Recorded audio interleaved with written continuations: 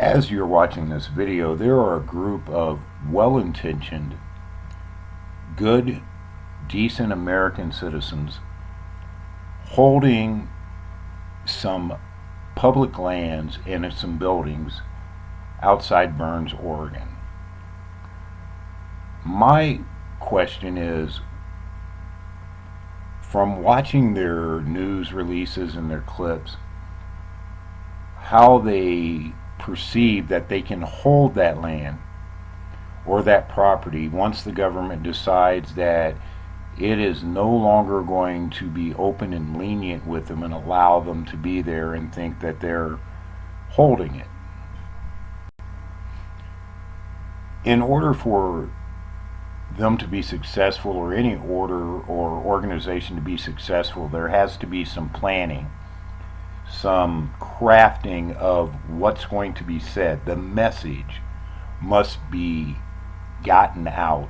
The message must be crafted in a way that it reaches and permeates the people that they're trying to get the message to, basically. And in this case, it's the general American citizen, to show them that there's this great tyranny within the United States and within the government.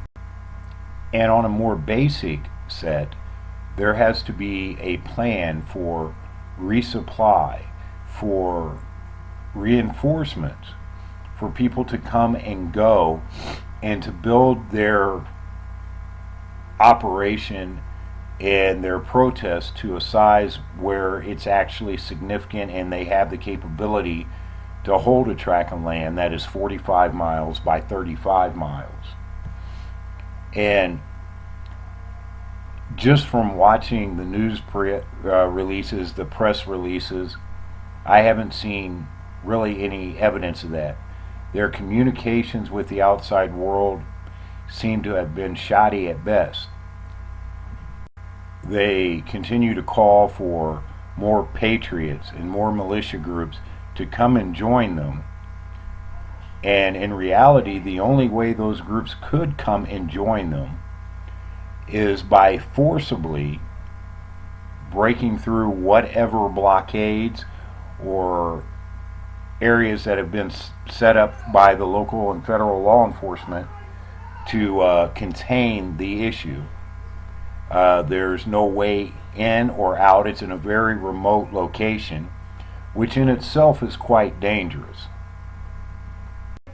There seems to be no organized leadership.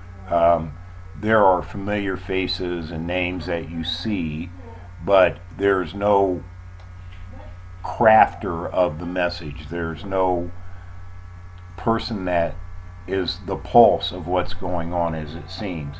And I could be wrong, but that's the way it appears to me. And to answer the question that I undoubtedly will get, are they right for standing up for the rights of these ranchers? It doesn't matter. That's not the point.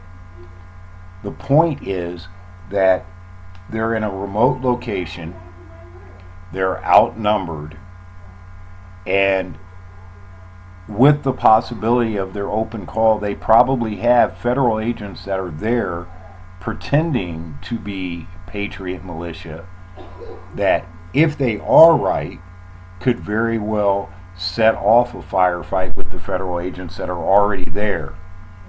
And if they do have a leader that is somewhere in the ether calling the shots, unless his plan was to create American martyrs by allowing these 150 people to be slaughtered by the government, he hasn't planned out very well, because their stand has no message to it. It was today before they came up with a name for their own organization and own group. And it just seems that unless their plan is to allow themselves to be martyred in order to start a fire that would go across America, which it would, then they don't seem to have much of a plan at all. These are not the guys that you would have seen at the Alamo or any of these great stands in history. They don't have financial backing. Where's the money going to come from to keep their group up and running? If it was possible, the logistics of it seem mind-blowing to me. Now, again, this is all my opinion from some videos and some newscasts. I'm not there. I don't know what's really going on there. I'm just expressing my opinion, which is a great thing about living in America. I can do that. You don't have to agree with me, and that's fine. Even the founding fathers who crafted and meticulously scrutinized the Declaration of Independence sent envoys to both France and Spain before they took any action. And if it were not for the enormous loans and money and gifts and help from both France and Spain, they would not have been able to maintain an army, to maintain the forces they need to create this great country that we live in today. And that's what I feel like falls short with a lot of these militia groups. The nuts and bolts and the aspects of running a successful campaign against an entrenched power requires much more than a lot of riflemen yelling, "Hoorah, it's time for war."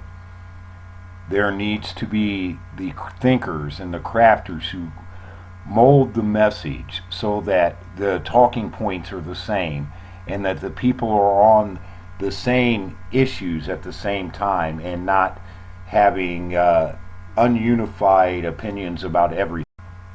So this is me rambling about things that run through my mind daily when I watch the news and see issues like this. Again, it's just my opinion. It has no more value or no more weight than your own. And I'm sharing it with you guys, hoping to hear your comments and your thoughts on it. So this is Dan from MSS Enduralisim. I hope to hear from you soon. Have a great night.